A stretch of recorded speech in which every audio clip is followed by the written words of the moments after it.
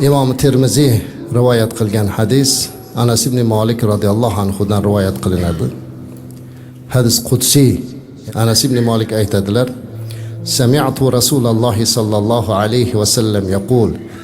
Rasululloh sallallohu alayhi va sallam shunday deganini eshitdim. Rasululloh aytdilar: Qolallohu taala. Alloh shunday deydi: Ya ibn Adam, innaka ma da'awtani wa rajawtani ghafartu laka ala ma kana fika wa la ubali.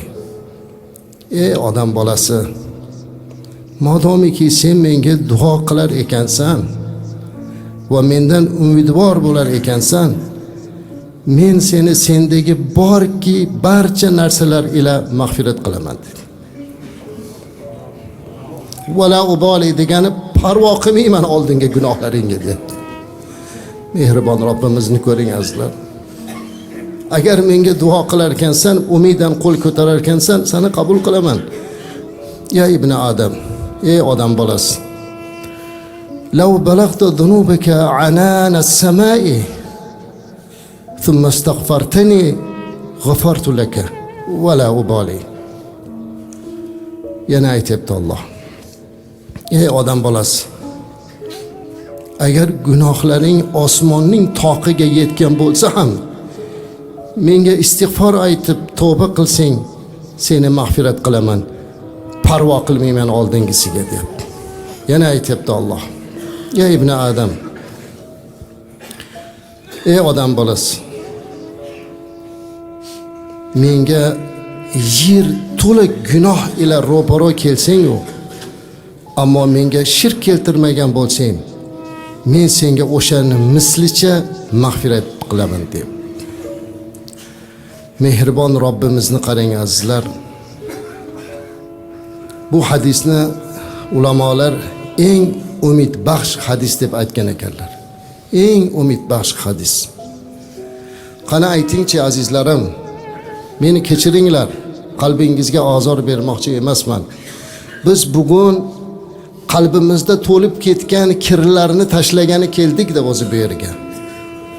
Biz bugun bu yerga butun shu paytgacha qilgan barcha isyonlarimizni poklagani keldik-da. Shuning uchun gaplarimiz to'g'ri qabul qilinadi degan umiddaman. Agarchandiki hozir mana yozyapti, mana shu suhbatlarni bolalarimiz bilan bemalol ko'rib o'tiramiz, o'g'illarimiz bilan, tanishlarimiz bilan, bilishlarimiz bilan ko'raveramiz, xijolat bo'lmaymiz, rohatlanamiz. Tasavvur qiling-a. Agar bizni hayotimizni Alloh xuddi shunday qilib yozib turib, borini bugun bola chaqamizga qo'yib bersa, shunaqa o'tira olamizmi? O'tira olmaymiz azizlar. Ota-onamiz oldida o'tira olamizmi? O'tira olmaymiz.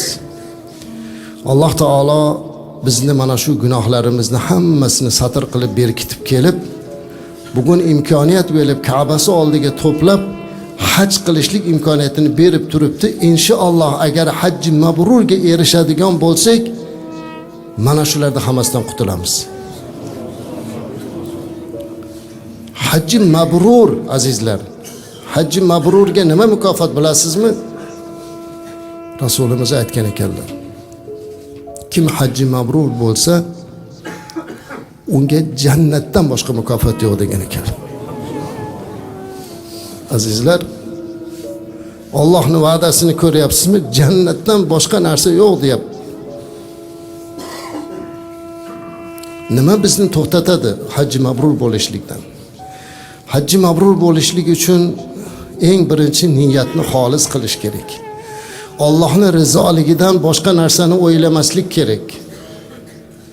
Gunohlarimizga tavba qilishligimiz kerak. Og'zimizdan birorta yomon so'z chiqmaslik kerak, fahsh chiqmaslik kerak, urush janjal bo'lmasligi kerak.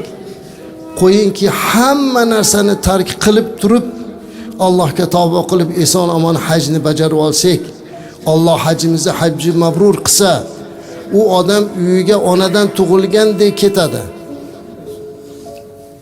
Biz bir paytlar mana shunday hajni qilib shu yerda ketayotganimizda ulug' shayxlardan birlari bilan uchrashuv bo'lganda bir gap aytgan edi. Hali qulog'imda turadi. Sizlar agar ichingizda hajji mabrur bo'lganingiz bo'lsa-yu, buni Alloh biladi. Kim hajji mabrur bo'ldi, buni Alloh biladi.